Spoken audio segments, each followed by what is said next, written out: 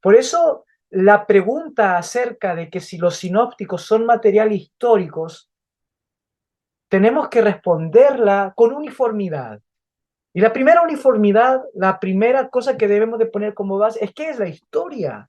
¿Cuáles son las herramientas que se deben usar a la hora de construir el pasado de un pueblo? ¿Qué es la historiografía? ¿Podemos hablar de objetividad a la hora de construir el pasado desde lo escrito? ¿Podemos decir que los sinópticos, que el Nuevo Testamento es historia? Para eso, ¿cierto? Tenemos que recordar estas palabras claves porque ya vamos a usar especialmente la de teología, como le decía. Pero historia puede ser analizada de tres formas. Número uno, son eventos que ocurrieron. Eventos que ocurrieron. Escríbalo por ahí. Eventos que ocurrieron. Número dos, es la disciplina académica del pasado. Y número tres, los eventos escritos basadas en fuentes. Entonces la historia uno la puede mirar de diferentes formas, como un evento del pasado, como la disciplina, o como la historiografía, que son las memorias basadas en fuentes. Esa es la historia. Ponga uniforme a uno. Esa es la historia.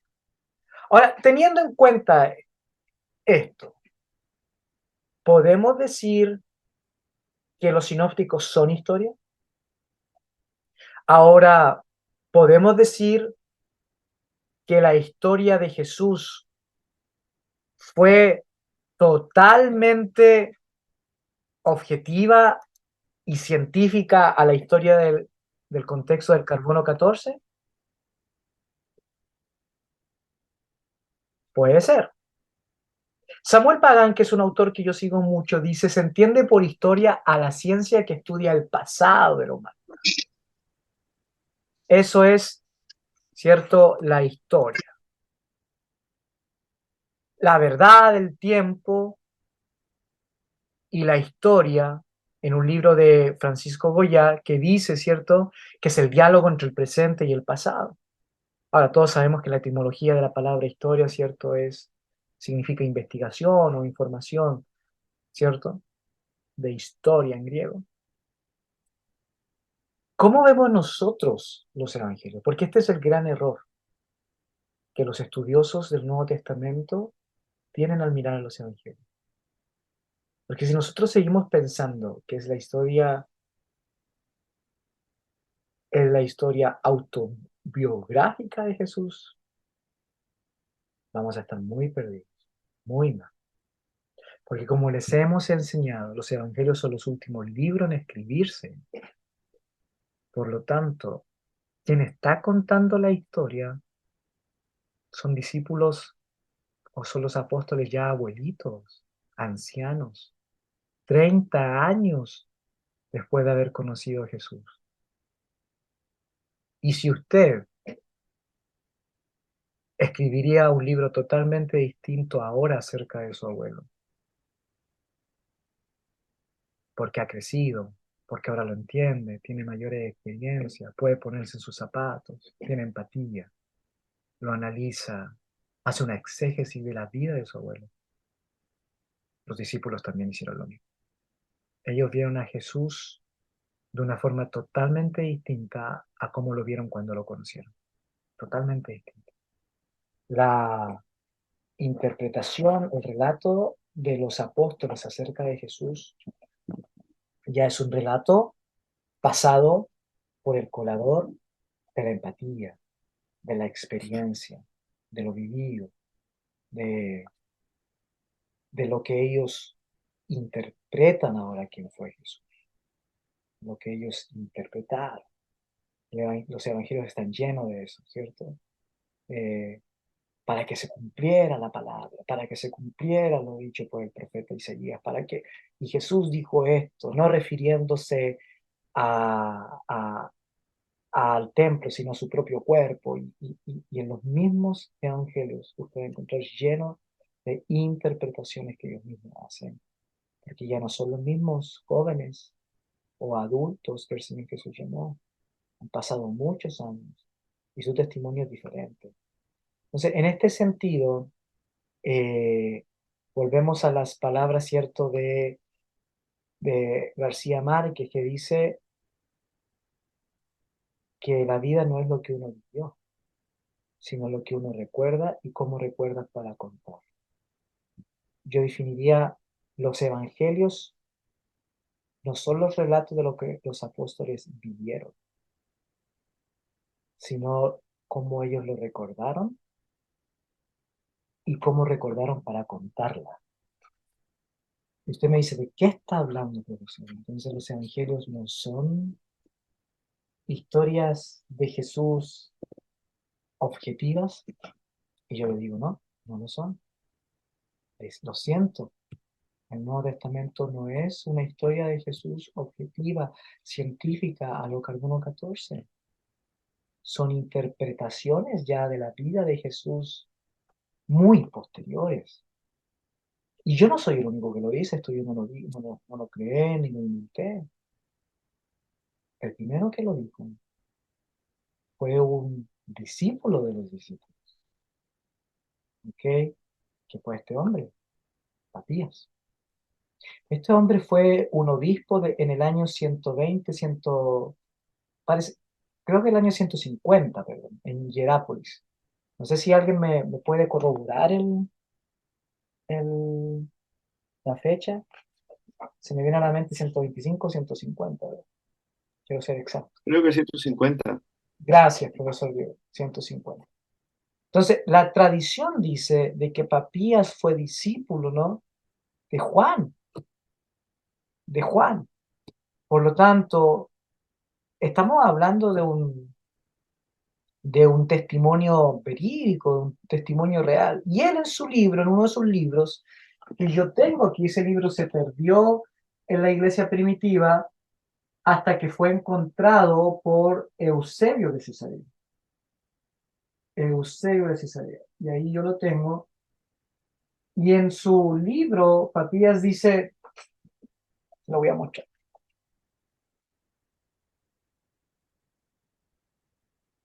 Vengo al tío.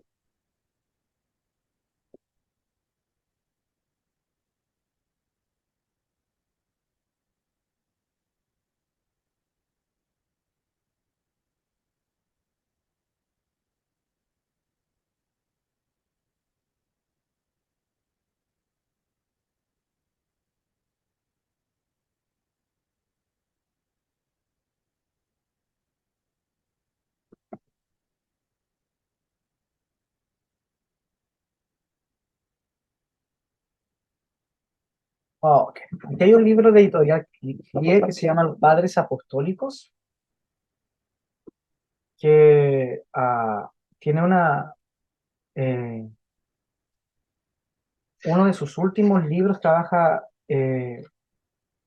muchos padres de la iglesia del segundo siglo, y me gusta mucho porque la página 305 habla sobre el fragmento perdido de Papías.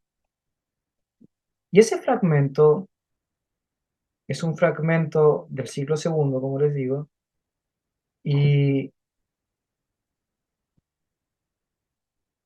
dice, ¿no?,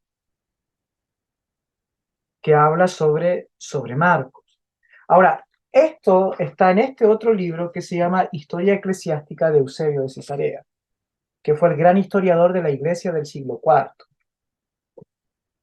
Y dice, entonces leo, y cito de aquí del libro, no yo, y ahí ustedes lo tienen en la diapositiva, en su computador. Dice, el presbítero se refiere a Juan.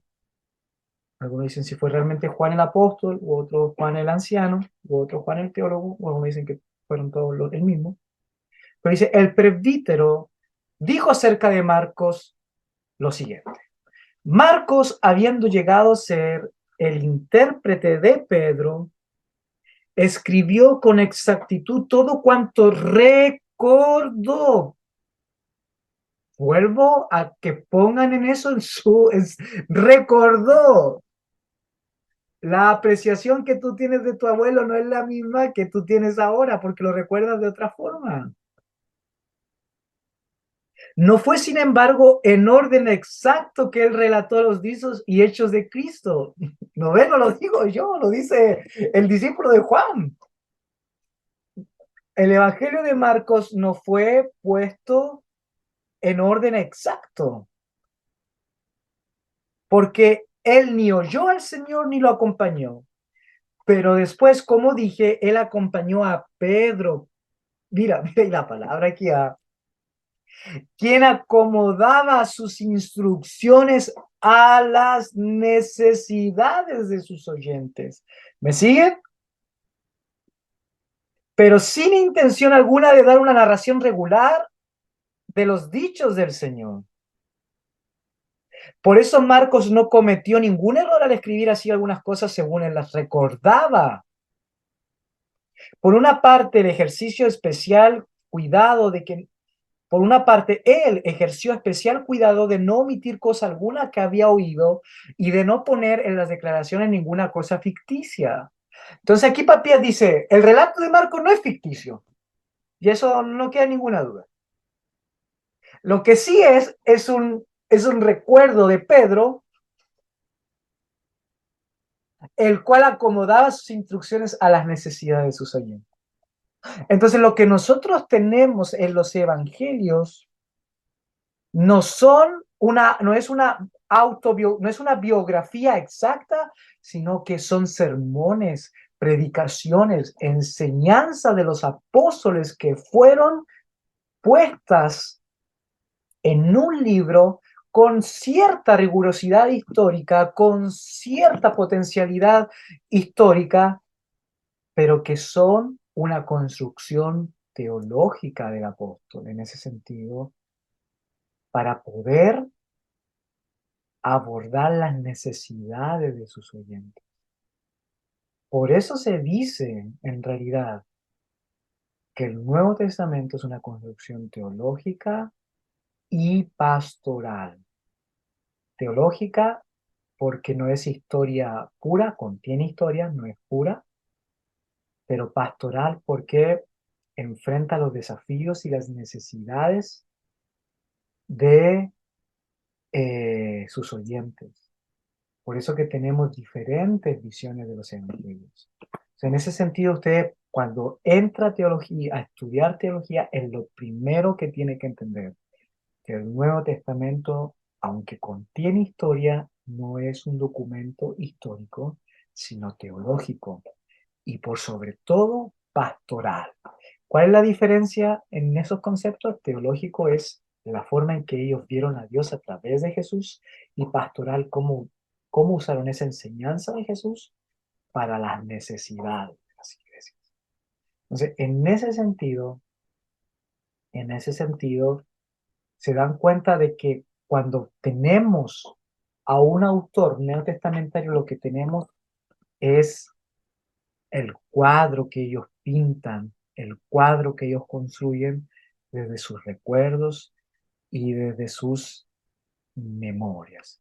Entonces, podemos definir la situación con una pregunta. Y me gustaría que todos pudiesen poner mucha atención a esta pregunta. ¿Ha sido la iglesia la que ha usado la historia de Jesús para dar cuenta de su identidad? ¿O ha sido Jesús quien ha usado a la iglesia? La historia que nosotros tenemos en los sinópticos habla más de la iglesia que escribe la historia de Jesús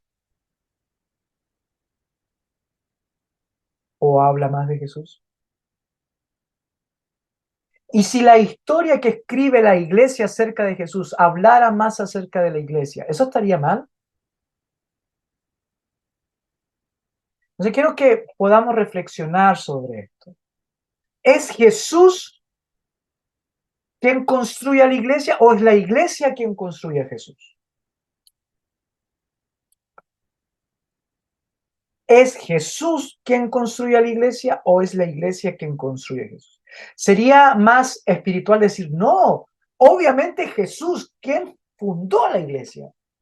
Y eso es verdad. Pero aquí yo quiero que ustedes tengan una la capacidad de poder distinguir entre el Jesús histórico y la iglesia. Es Jesús Jesús histórico quien funda la iglesia. Aunque algunos dicen es Pablo, ¿no? Quien funda la iglesia, históricamente hablando.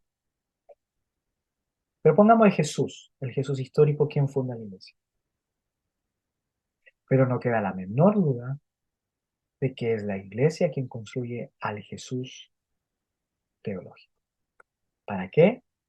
Para responder a sus necesidades. Y aquí te vas a dar cuenta el caso de María Magdalena. Abra su Biblia en Marcos capítulo 16. Marcos 16.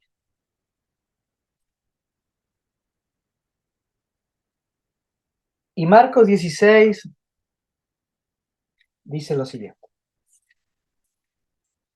Voy a leer desde el verso 1. Cuando pasó el día de reposo, María Magdalena, María la madre de Jacob y Salomé compraron especies aromáticas para ir a ungirle. Y muy de mañana, al primer día de la semana, vinieron al sepulcro ya salido el sol. ¿Sí? ¿Está bien? Y usted puede seguir la historia. Pero miren lo que dice ahora Marcos capítulo 16, verso 9. Habiendo pues resucitado Jesús por la mañana, el primer día de la semana, apareció primeramente a María Magdalena, de quien había echado 7 demonios. Tenemos dos historias, dos relatos. Tenemos dos relatos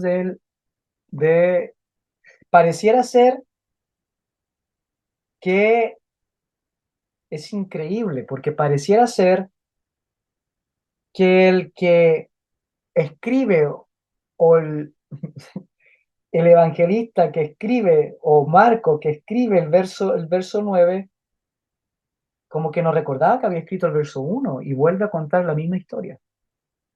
Pero ahora nos vamos a dar cuenta de otra intención, de otra intención. Porque la intención ahora de Marcos en el versículo 9 no es de contar, no es la intención de hablar de Jesús el resucitado, la intención es de hablar de María Magdalena. ¿Por qué? Porque añade, de la cual había sido liberada y habían salido 7 demonios. Ya Marcos había mencionado a María Magdalena en el verso 1, pero no cuenta nada de sus demonios. Lo que sí cuenta es de el verso 9, de cuenta sobre los demonios de María Magdalena. Ahí lo cuenta de nuevo. Es como que se le había olvidado al viejo Pedro contar eso, ¿no? Y le sigue contando la historia y dice, no, no, pero se le apareció primero a María Magdalena, pero de ella habían salido 7 demonios. Entonces aquí yo no me voy a meter en la profundidad porque estas profundidades son de magíster en teología y doctorado en teología y no es mi espacio aquí. Algún día cuando usted vaya a hacer un magíster o un doctorado en teología, hablamos de esto y nos tomamos un café excelente. Les traigo el texto aquí en griego para que usted pueda ver de que es intencional cuando dice, ¿cierto? Usa la palabra aquí, deimonia. Es muy intencional, muy, muy intencional. O aquí la palabra, ¿cierto? Heptá, de 7, un número bien simbólico para los hebreos, o sea, más endemoniada esta mujer no podía estar, perfectamente endemoniada, el número perfecto.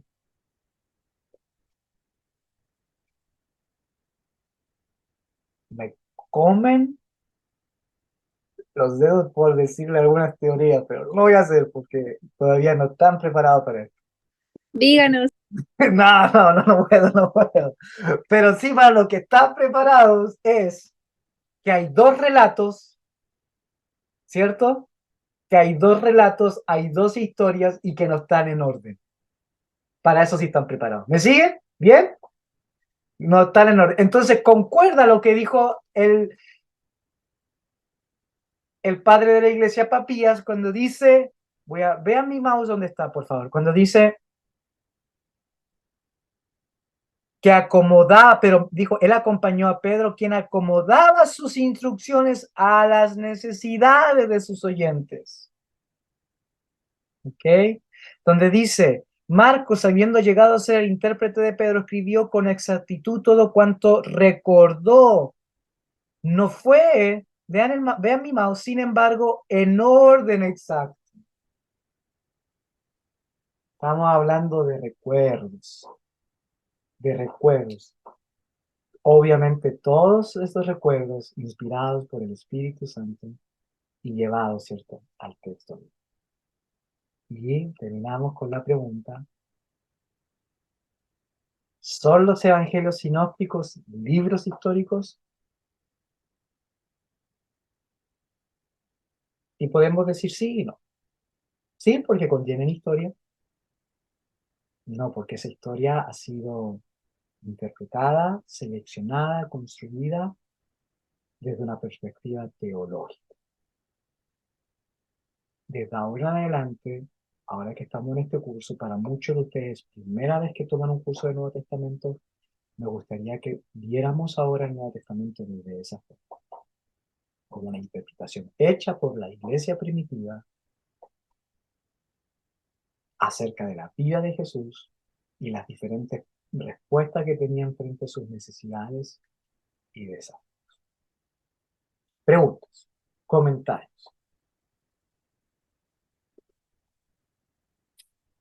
¿Qué les parece? ¿Lo habían visto así?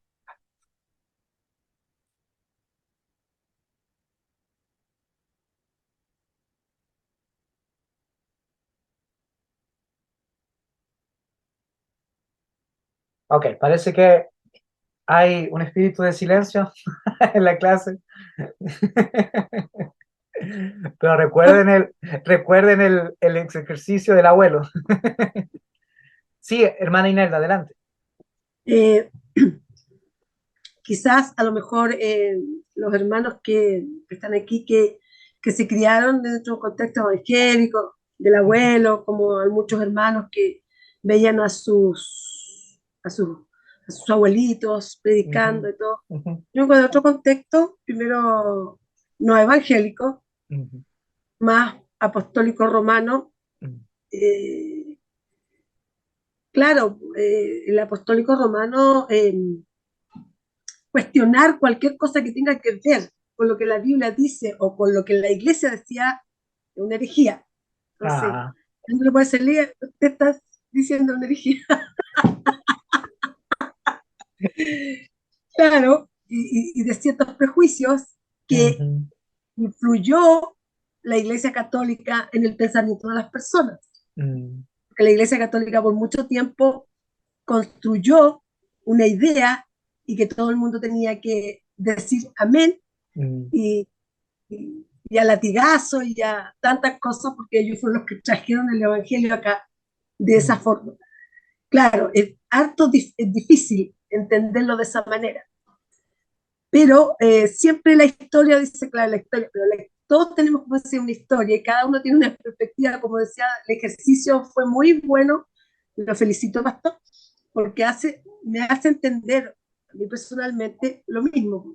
Con mi abuelita yo les contaba que a mí me quería, pero los mm. demás la veían como tóxica, que no Ajá. los quería, entonces, y rebelde para su época, muy Ujú, rebelde y castigada por ser rebelde. Entonces, claro que sí, es como pensar de esta manera, sí, sería como un shock así a la vena, que empezar a poquito a comérselo.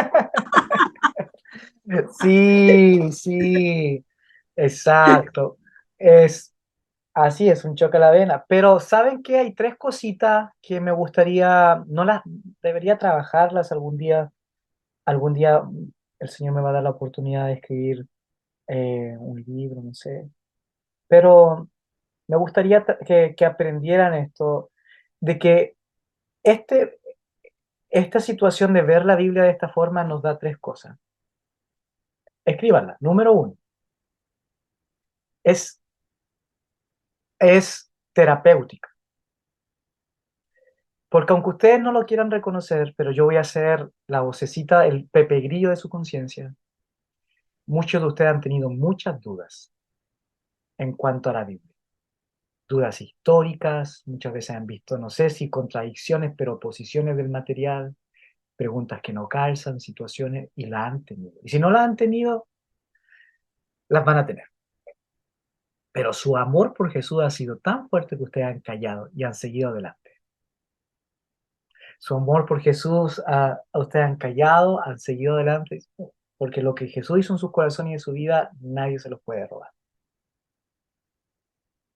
Pero cuando uno estudia, el Señor aplaude tu fe, aplaude de que a pesar de todo, de tus dudas, cuestionamientos y preguntas, seguiste creyendo. El Señor aplaude eso y te regala este otro nivel de estudio para que tú puedas tener un diálogo de reconciliación con tus dudas y tus preguntas. Porque cuando ya dejas de ver el material bíblico, no desde lo histórico, sino desde lo teológico, ya puedes reconciliarte con el texto bíblico y puedes decir, pero está bien, pues si no era tan así, si son interpretaciones de los escritores, es un cuadro que el autor pone para hablarnos de Jesús. No es un material histórico. Y está bien eso, porque cuando tú ya ves la Biblia ya desde el punto de vista de la teología y no de la historia, te das cuenta de que la teología tiene licencia, tiene un margen. La narración sí se puede contradecir, sí se pueden... ¿Por qué? Porque no es el punto de vista del material histórico, no es la intención del autor la historia. Ya hay preguntas, ya hay cosas, ya la teología te permite la licencia de, eh, de la intervención humana, porque la intervención humana no es contraria a la intervención divina. Recuerda lo que decía la iglesia primitiva, Jesús entre más humano era más divino. Y Jesús y el Espíritu Santo usó la humanidad de los autores para poder construir el Nuevo Testamento. Entonces, es terapéutica. Número 2, es pastoral. Porque tú ahora, cuando nosotros hacemos estas exégesis tan profundas, no es tanto para nosotros llenarnos de información, sino es para ir al texto bíblico con mayor exactitud y enseñárselo a la gente de mejor forma, porque la iglesia necesita no tanta experiencia del hombre, necesitan la palabra de Dios. Y la palabra de Dios es la que transforma vidas. Y la palabra de Dios es la que responde a las necesidades, cuestionamientos y situaciones de las personas. Es la palabra de Dios. Entonces, en ese sentido, es pastoral porque vas a poder atender a las necesidades de las personas desde el texto bíblico. Y número 3 es misionero porque la gente afuera está llena de cuestionamientos. Ustedes saben cómo ha crecido Chile académicamente hablando. Ya todo el mundo termina el cuarto medio. Todo el mundo va a la universidad. La mayoría están haciendo magíster y muchos ya están haciendo doctorado.